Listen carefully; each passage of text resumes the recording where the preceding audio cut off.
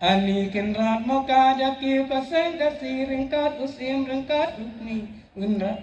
ubami naka ir kahima mo melim ni dakiu hakilar haduan mo utei mo ulai silong pa silong ubakit ubaba ni dangu ni dadem un pelaj moya kapang kasitom kabayong kabangi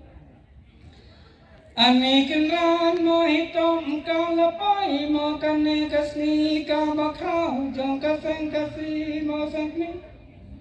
Ani nadu basang mo kita kikat riu ngut ki batang ki bait ki baton ki lasut ki lasyo mo nadu katai katarik ubilai usina ka sengkasi menta kasni ka arfraterik unai wing arajar arhuai kala rakhe ya kan khusnem ka basis pa arfrasnem da ka penlong ya ka jelang ka ifu iping hapo lempeng waking hakani ka jing rakhe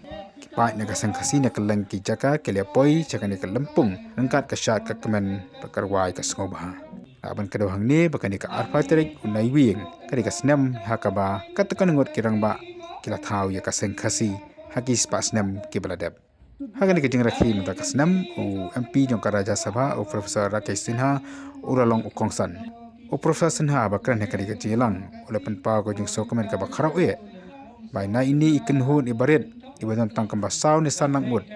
kalong kan kusapat ia ka pertai barok kawai khamtam e akajing dei man ri la ka jong riti ka dustur kamjuru ban ri man sumar ya kami baryang So when the Khasi and Khasi tribe speaks of the earth in an universal concept. We are the part of the Mother Earth. There cannot be contestation of this philosophy at this juncture when all the heads of the nations are deliberating to save the climate and the earth. This 122 years old Khasiar nation, which is older than more than 20 European nations, is giving message to the world community that although our population is not more than 4 lakhs, it's between 3 to 4 lakhs,